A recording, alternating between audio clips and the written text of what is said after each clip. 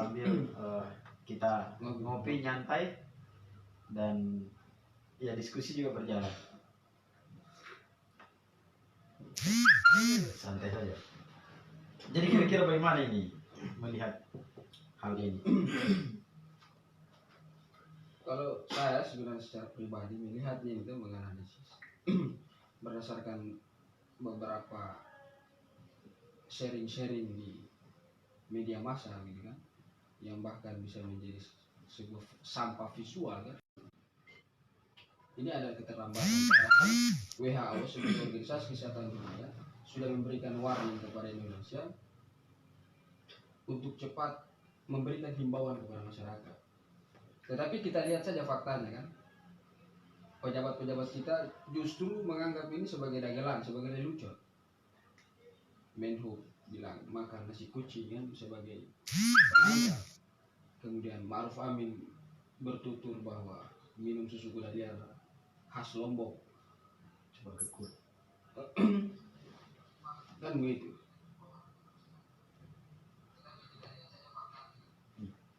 Nah, makanya saya bilang di awal-awal pemerintah ini terlambat dalam mengantisipasi, dalam memitigasi proses penyebaran wabah yang sudah di-warning oleh WHO terhadap Indonesia.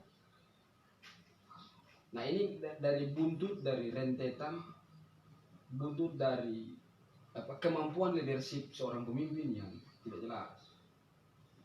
Pemimpin kita gagal untuk menakodai bangsanya. Jika saja dia di awal memitigasi proses penyebaran, maka tidak akan sampai ke wilayah akar rumput. Itu yang pertama. Yang kedua, tanggung jawab. Ini yang lucu, tanggung jawab untuk menyelesaikan problem ini justru dibebankan kepada gubernur. Iya. Pemerintah daerah. Iya, Anies Baswedan yang justru memperlihatkan di mana watak kemanusiaan seorang pemimpin. Satu blundernya, usulnya seorang Anies untuk menutup akses bus-bus Jakarta, yang kemudian dianulir oleh itu Terawan kan, tetapi pada akhirnya dijadikan juga sebagai himbauan oleh presiden. Jadi ini persoalan siapa saja yang mengeluarkan himbauan ini.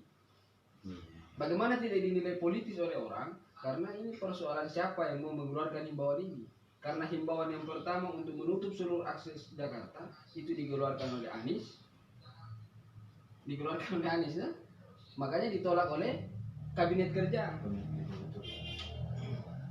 Nah setelah dikeluarkan himbauan ini oleh istana, barulah direalisasi. Artinya bahwa memang kebijakan itu untuk menutup akses di Jakarta yang memang harus dikeluarkan istana, bukan Anies, begitu maksudnya.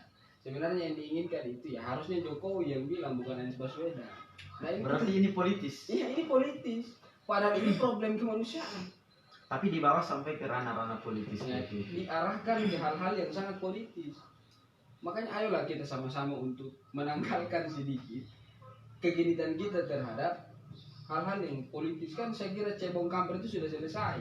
Kenapa masih diperpanjang, masih dibuat larut sampai hari ini? Akibatkan rakyat sendiri yang setengah mati kan. Nah itu kebijakan. Yang ketiga yang saya paling suka sebenarnya itu kebijakan Wapres kita ini, Ma'ruf Amin. Iya. Tentang mempercepat proses pembayaran zakat. Begitu. Bagaimana itu? Mempercepat proses pembayaran zakat, bahkan dia memberikan himbauan kepada Majelis Ulama Indonesia untuk mengeluarkan fatwa haram terhadap pemudik. Terhadap orang yang mudik. Itu himbauan yang dikeluarkan oleh Wakil Presiden kepada Majelis Ulama Indonesia. Maksud saya kan begini, sebagai seorang wapres dia punya otoritas. Ya. Kenapa dia tidak keluarkan itu saja? Kenapa dia harus mendompleng atas nama Majelis Ulama Indonesia? Kenapa jadi wapres, jadi ketua MUI saja kan? Lebih bagus. Apakah bukankah ini karena ketidakpengaruhannya beliau di kursi RI 02? Iya, kan begitu. Padahal sebenarnya kalau mewakili Kiai Ma'ruf ini mewakili harusnya ekuivalen kan? Ekuivalen terhadap orang yang samina wa ta'ana terhadap dia. Padahal faktanya tidak. Makanya dia mencoba menghimbau MUI untuk mengeluarkan fatwa haram itu. Nah, yang tadi yang saya bilang itu proses pembayaran zakat itu dipercepat, saya kira ini terlambat. Dia adalah orang yang intens mempelajari agama, kiai sampai hari ini, tapi justru baru hari ini peka terhadap itu, bahwa ternyata ketimpangan sosial dan ekonomi itu memang mampu diretas oleh dengan konsep zakat. Konsep zakat dalam Islam kan, kalau Amin Rais bilang menambahkan zakat profesi dalam tauhid sosialnya Amin Rais itu. Tapi kan maksud saya, kenapa gagasan ini baru muncul di saat momentum pandemi? Kenapa kemarin tidak ada? Bukankah pelajaran agama ini sudah jauh? Bukankah nilai yang diajarkan oleh Islam bahwa di antara sebahagian rezekimu itu ada hak orang lain? Bukankah ini ajaran yang Islam sangat memberikan kearifan terhadap itu? Kenapa baru sekarang dilakukan oleh Kiai Maruf? Apakah karena baru terjadi momentum ini? Atau bisa juga karena dia baru punya otoritas untuk menyampaikan itu. Ya, saya kira kan ya itu juga poin, itu juga satu hal bahwa baru dia punya otoritas dalam memberlakukan kebijakan itu. Tapi kan paling tidak dia dulu adalah mantan ketua MUI. Mantan ketua MUI ya. Dia bisa mendengungkan bahwa salah satu jalan yang paling efektif untuk meretas ketimpangan ekonomi dengan menjalankan itu tadi, konsep zakat itu, sedekah, infak dan lain sebagainya. Tapi kenapa barusan hari ini terjadi saat momentum ini? Berarti berbanding terbalik dengan profesi beliau sebelumnya. Iya, itu yang saya maksud, bahwa dia mempelajari nilai dari agama yang tidak melakukan penerapan secara aktual di masyarakat. Nah, kenapa baru hari ini? Apakah kau sudah digenjot begitu? Nah, ini yang saya maksud. Tadi saya bilang. Makanya kenapa social distance? Kenapa jaga jarak? Kenapa orang work from home itu tidak berjalan efektif? Nah, tadi maksudnya. Bagaimana caranya orang yang bekerja harian yang gajinya per hari? Bagaimana kira-kira? Apakah bisa diajak untuk work from home? Apakah bisa diajak untuk di rumah saja? Ya enggak rasional lah. Enggak masuk akal itu. Bagaimana cara? Kira-kira untuk memutus mata rantai ini selain social distance dan yang didengungkan oleh pemerintah yaitu sosial fisikal dan sebagainya. Selain itu sebenarnya apa sih hal yang sebenarnya lebih cocok untuk memutus mata rantai COVID-19? Nah, itu tadi maksudnya kan ya, artinya kalau terlambat memang kita sudah terlambat ya. Iya. Kalau social distance menurut saya itu terlalu berjarak. Makanya dimodifikasi pernyataan, dimodifikasi itu dia punya diksi menjadi physical distance. Itu sebenarnya dimodifikasi. Ya dimodifikasi saja. Pada awalnya kan dia mengatakan bahwa social distance. Betul. Social distance itu agak berjarak dengan konsep kemanusiaan. Jadi supaya dia terlihat manusiawi, makanya dia bilang physical distance. Jadi posisi fisik kita boleh berjarak, tapi nilai dan kemanusiaan kita ini ya harus terikat. Saya terlalu banyak omong kosong lah. Tapi bagaimana sebelumnya soal kebijakan presiden sebelumnya? Beliau menyampaikan darurat sipil lah, apalah, kemudian darurat kesehatan dan sebagainya. Kemudian dikoreksi lagi sama menterinya, bukan darurat sipil, darurat kesehatan yang dipakai pada akhirnya. Nah, gimana melihat hal ini? Maksudnya, apakah presiden punya kapabilitas atau punya ide menyampaikan hal-hal seperti itu? Karena beberapa pernyataan beliau dari sejak memimpin sampai sekarang, kalau kita melihat ada beberapa poin yang bisa kita petik bahwa pernyataan beliau itu selalu dikoreksi oleh menterinya. Seperti misal pada momentum kampanye kemarin, dia punya ide untuk membebaskan Abu Bakar Basir dengan melihat sisi kemanusiaan. Nah, kemudian beliau ingin membebaskan Abu Bakar Basir, bahkan sudah beberapa orang sudah diutus untuk ke sana menyampaikan ke keluarganya, kepada pihak lembaga pemasyarakatan dan sebagainya. Namun pada akhirnya dikoreksi sama kabinet beliau. Begitu juga yang terjadi sekarang. Artinya sekarang dikoreksi, tapi yang menjadi kelucuan kita bersama adalah pemanfaatan COVID-19 ini kemudian dimanfaatkan untuk bahkan membebaskan narapidana koruptor juga termasuk. Ini yang kemudian menjadi diskusi yang sangat intens juga di kalangan para aktivis, bahwa bukankah karena melihat kemanusiaannya, sehingga hal-hal yang sebenarnya atau orang-orang yang sebenarnya lebih cocok dikeluarkan itu adalah narapidana yang mungkin sudah usianya lanjut atau dengan masalah lain, namun dia sudah menjalaninya atau ada pertimbangan-pertimbangan lebih memanusiakan manusia. Tapi nyatanya napi koruptor juga ikut dibebaskan dengan alasan kemanusiaan. Apakah itu pandangannya benar? Benar itu adalah memang memanusiakan manusia dengan cara itu, ataukah memang mengambil kesempatan dalam pandemi COVID-19 ini? Karena Yasona Lawli sendiri menyampaikan bahwa hal ini, kebijakan ini diambil karena napi koruptor itu juga adalah manusia dan harus dimanusiakan. Bahkan menurut beliau dalam rilis yang saya baca di media, ketika dikritik persoalan kebijakan juga untuk membebaskan napi koruptor, beliau malah mengatakan bahwa justru mereka juga manusia, dan dipisahkannya tempat koruptor dengan pidana-pidana yang lain karena persoalan kemanusiaan. Bahkan ada pernyataan yang cukup heboh itu supaya mereka tidak diperas itu. Jadi ada di kabinet ini semacam ada kekacauan nalar gitu, karena mungkin tidak di briefing dulu sebelum menyampaikan hal itu, atau bagaimana kira-kira melihat persoalan ini, karena selalu setiap kepala dalam satu tubuh ini lain-lain. Satu kepala bahkan dalam satu tubuh, namun lain-lain yang dihasilkan. Menteri ini lain ngomongnya, bahkan presiden lain ngomongnya. Ini kemudian yang dipandang perlu untuk kira-kira bisa dibedah. Ada masalah apa sih sebenarnya yang terjadi di bangsa ini sehingga begitu kompleks permasalahan yang kemudian kita rasakan sekarang? Ya begitu tadi yang saya maksud, bahwa ada ketidakmampuan leadership dari seorang pemimpin dalam menakodai bangsa ini.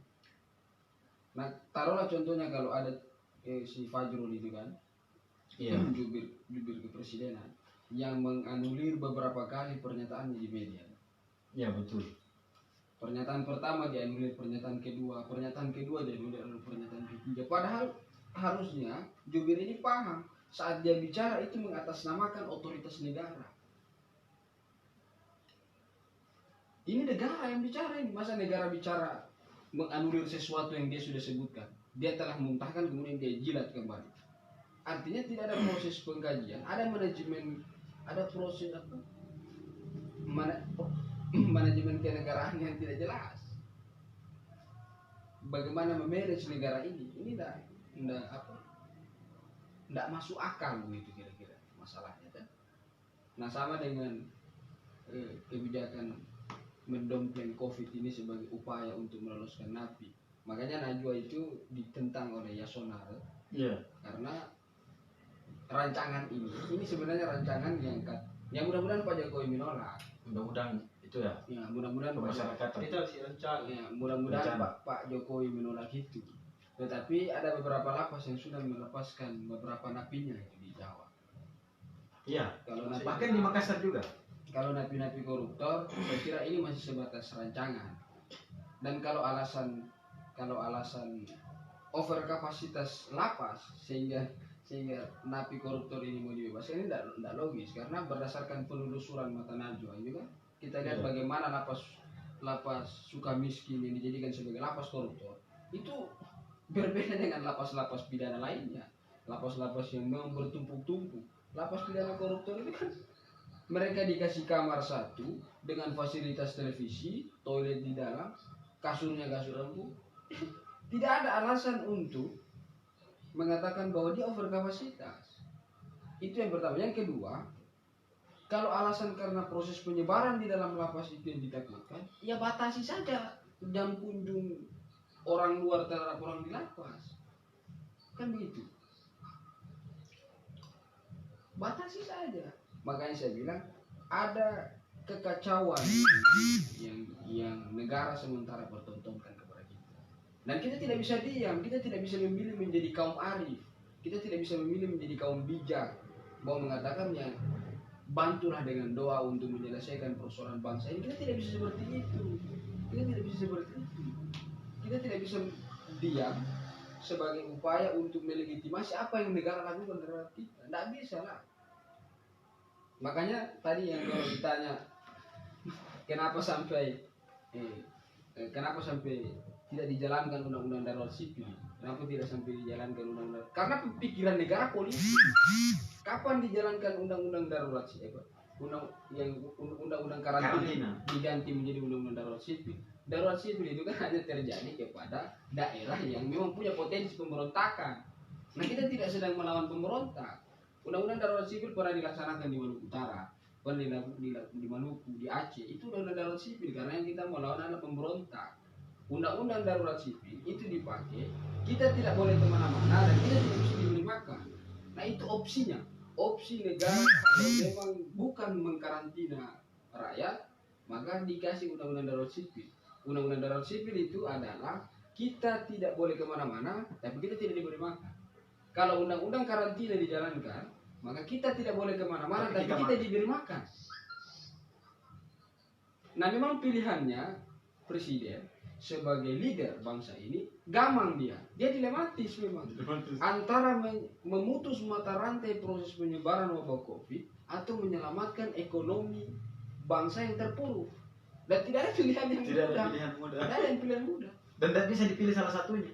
Kapan Anda menyelamatkan ekonomi maka korban terus berjatuhan akibat proses penyebaran wabah COVID. Kapan Anda menyelamatkan penyebaran wabah COVID dengan melockdown beberapa daerah maka ekonomi akan lumpuh. Tidak ada, saya bilang konsekuensi itu. Jadi memang sama-sama penting. Nah, disinilah harus dibutuhkan kemampuan nalaritas, kemampuan rasio dari seorang leader. Nah, leader ini kan di backup oleh beberapa staf khusus. Ya. Kan begitu kan? Beberapa staf-staf yang memang punya kecakapan berpikir yang gede. Staf-staf milenial itu kan punya kecerdasan berpikir. Nah, mereka ini digaji oleh rakyat, diberikan dana oleh negara untuk membantu pekerjaan presiden. Lalu sampai sekarang mana batang hidup mereka? Tidak ada batang hidupnya. Anak muda palsu mereka ini. Tidak ada guna. Kan begitu maksudnya. Nah, itu sebenarnya bagaimana cara kita memutus mata rantai proses penyebaran wabah COVID sebenarnya? Ya, media harus punya satu frame yang jelas. Ya. Media harus punya satu frame yang jelas untuk memberikan ruang edukasi terhadap masyarakat.